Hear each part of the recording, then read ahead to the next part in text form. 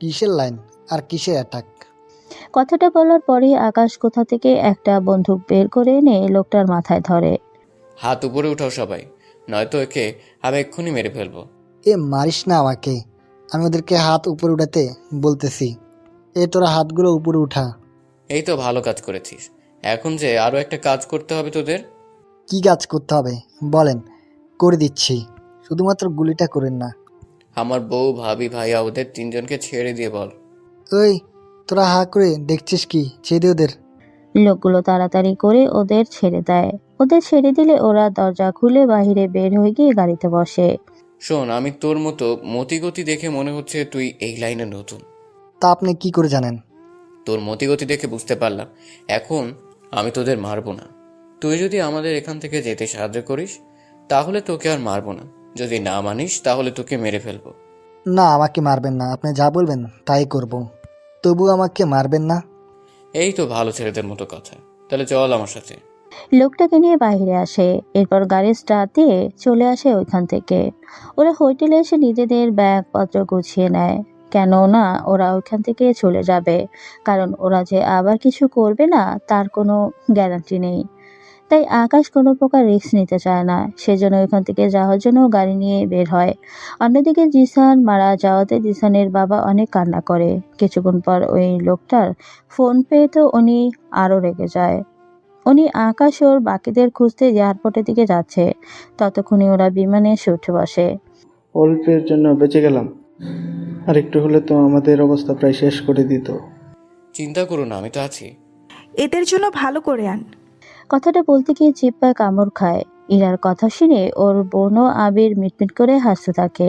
ওদের হাসা দেখে আকাশের কিছু বলার ছিল না, তাই ইরার কানে কানে গিয়ে বলে, কখন কি বলতে হয় তাও দেখি জানো না তুমি। কি করব, মুখ ফসকে বেরিয়ে গিয়েছে। তোমার জন্য এখন ওনারা কি ভাবতেছে তুমি কি বুঝতে পারছো? সরি, বুঝতে পারিনি। এখন কোনো কথাই বলবে না, আর চুপচাপ বসে থাকো। এইদিকে আবির ওর আকাশ কিছু একটা নিয়ে কথা বলছে। অন্যদিকে জিসানের বাবা ওদের খোঁজ লাগানোর জন্য লোক পাঠিয়ে দেয়। অন্যদিকে ওরা আমেরিকায় চলে আসে। ওইখানে এসে ওরা নিজেদের বাড়িতে চলে আসে। বাড়িতে এসে ওরা চারজন, আকাশের বাবা মা ও ইরার বাবা মা, ওনাদের পালাক্রমে সালাম দিতে থাকে। কেমন আছিস তোরা? তোরা দেখি শুকিয়ে গিয়েছিস। কই শুকালাম? হানিমুনে গিয়ে বাবা মাকে তো ভুলেই গেলি।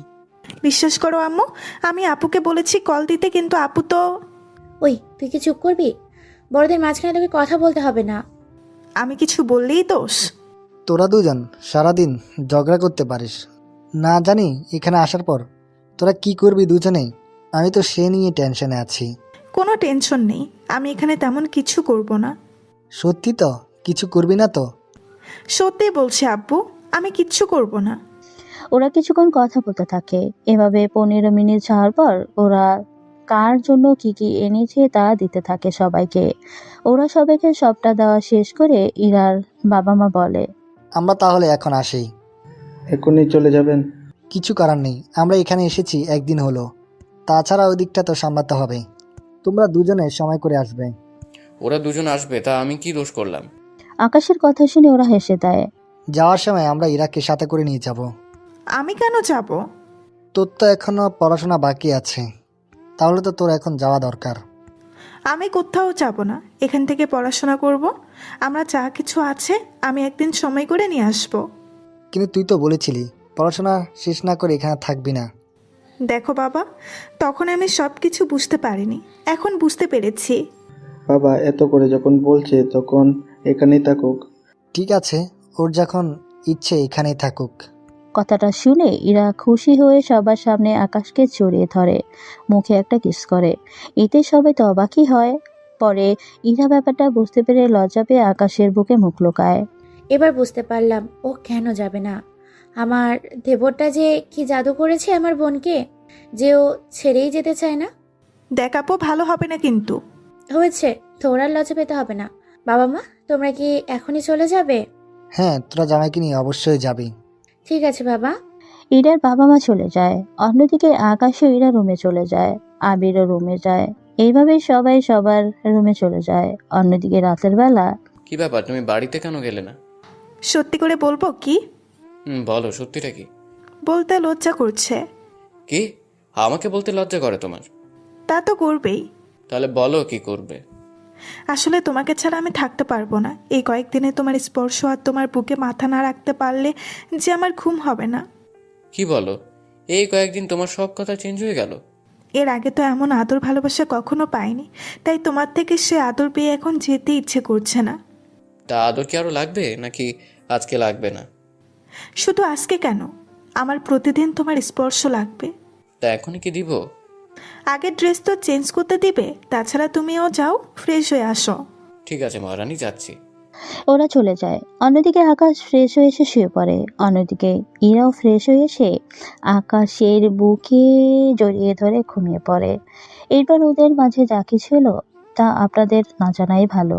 অন্যদিকে আবির ও অত্রি পাশাপাশি শুয়ে আছে। তখন অত্রি বলে, তোমাকে একটা কথা বলবো, রাগ করবে না তো আমার ওপরে? আমি কোনো রাগ করব? কথাটা বলবো কি বলবো না তাই ভাবছি। তুমি নির্দ্বিধায় বলতে পারো। অত্রি কথাটা বলতে যাবে তখন কেউ একজন দরজা টোকা দেয়। অত্রি উঠে দরজা খুলে দেখে আবিরের বাবা মা। তোমাদের এত রাতে ডিস্টার্ব করার জন্য। ছি ছি, কি বলছেন বাবা আপনি? এরকম কথা বলে ছোট্ট করবেন না আমাকে। বাবা মা ভিতরে এসো তোমরা। ওনারা ভিতরে আসে। ওনারা বিছানার উপরে বসে পড়ে। তোমাদের সাথে আমার কিছু কথা বলার ছিল। কি কথা বলবো বাবা? ইরা যেহেতু এই বাড়িতে যেতে চাইছে না, তাই আমি চাইছিলাম ওদের বিয়ের অনুষ্ঠানটা সেরে নিতে। এই ব্যাপারে তুই কি বলিস? আমার তাই মনে হয়। এভাবেই ওরা থাকলে লোকজনের মনে অনেক রকম কথা লুকিয়ে রাখতে পারে। তাই ওদের অনুষ্ঠান তাড়াতাড়ি শেষ করাটা ভালো হবে। এই ব্যাপারে তোমার কি মতামত? আমার কিছু বলার নেই। আপনারা যে ডিসিশন নিয়েছেন এতে করে আমার আর কিছুই বলার নেই। তাহলে তুমি একটা কাজ করো, তুমি তোমার বাবা মায়ের সাথে আলাপ করিও। ওনারা রাজি থাকলে আমাকে বলবে, তাহলে ওদের সাথে কথা বলে অনুষ্ঠান তাড়াতাড়ি করে নেব। ঠিক আছে বাবা, আমি সকালে উঠে কথা বলবো। এরপর ওনারা চলে যায়। অন্যদিকে আকাশ ও ইরা তো ওদের কাজে ব্যস্ত। পরের দিন সকালে ওরা ফ্রেশ হয়ে নাস্তা করতে বসে। ওইখানে আগে থেকেই অত্রি রান্নাঘরে ছিল। ইরা আসার পর এরা কাল থেকে তুমিও রান্না করা শিখবে মায়ের কাছ থেকে। শুধু ইরানা, অদ্রি তুমিও শিখবে। মা, তুমি ওদের রান্না শিখে ছুটি নেবে। এরপর ওরা দুই বোন রান্না করবে। বুয়া তো আছেই ওদের সবকিছু কেটে দেওয়ার জন্য। ঠিক আছে, এত ঘুরিয়ে পেঁচিয়ে না বলে সরাসরি বললেই তো পারো। সরাসরি বলবো মানে? এই যে তোমরা দুই ভাই আমাদের দুই বোনের হাতে রান্না খেতে চাও। সত্যি আকাশ, আমার শালে তো দেখি অনেক বুদ্ধিমতী। ওই আমিও কম না, বুঝলে? বুঝলাম। এখন তোমার বাবার সাথে কথা বলছো কি? হ্যাঁ বলেছি। কোন ব্যাপারে ভাইয়া? তোমাদের দুজনের বিয়ে অনুষ্ঠান শেষ করতে চাইছি। তাহলে তো ভালোই হবে। আমি বউ সেজে বাসর। ইরা কথাটা বলে সবার মুখের দিকে তাকিয়ে আছে। কেননা ইরা মাঝে মাঝে এমন কথা বলে যা শুনে সবাই হাসতে থাকে। তাছাড়া ইরার সাথে সাথে আকাশ নিজে অনেক লজ্জার সম্মুখীন হয়। তোমার কি আক্কেল বলতে কিছু নেই? কেন, কি করলাম? সবার সামনে কি বলছো এসব? কি বললাম? যা সত্যি তাই তো বললাম। তোদের কথা শেষ হলে একটু সামনে তো তাকা। সামনে কি আছে? তাকালেই দেখবি।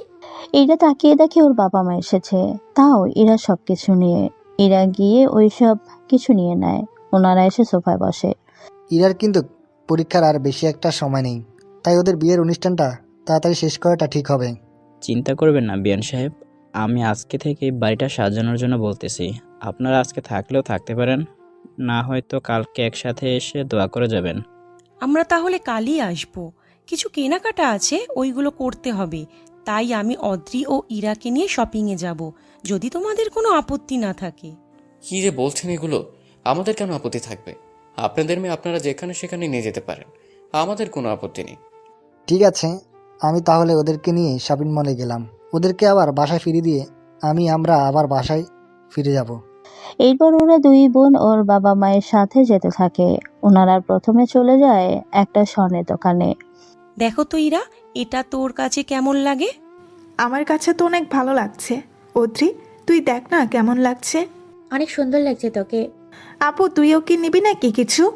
আরে আমার লাগবে না। তাছাড়া আমি তো কয়েকদিন আগেই অনেক গহনা কিনলাম বিয়েতে, আমার এখন লাগবে না। তাছাড়া তোর বিয়ের জন্যই নেই। তবু আপু, তোমার কিছু ভালো লাগলে নাও। ঠিক আছে। এরপর ওরা নিজেদের জন্য গহনা কিনতে থাকে। ওদের গহনা কেনা শেষ হলে চলে আসে কসমেটিকের দোকানে। ওখানে ওরা দুই বোন নিজেদের মতো সব প্রয়োজনীয় সবকিছু কিনতে থাকে। এসব কিছু নিয়ে ওরা বাইরে আসতে থাকে। তখন ওরা সামনে কিছু লোককে দেখতে পায়। ছেলেগুলো ওদের চেনা চেনা লাগছে। আপু, দেখ তো এই লোকগুলোকে কেমন যেন চেনা চেনা লাগছে। সত্যি তো, আমার থেকে তো তাই মনে হচ্ছে।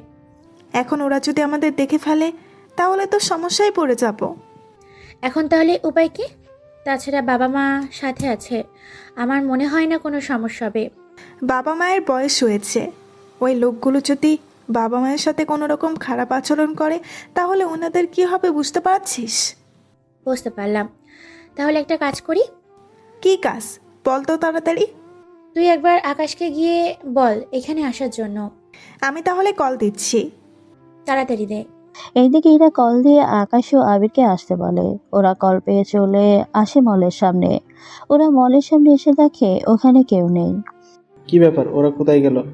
দুজনে একসাথে আসলাম, তাহলে কি করে বলবো? তাহলে কল কর ওদের। দিচ্ছি। আকাশ কল দেয়, কিন্তু ওরা কল ধরছে না। কিছুক্ষণ পর ইরা কল ধরে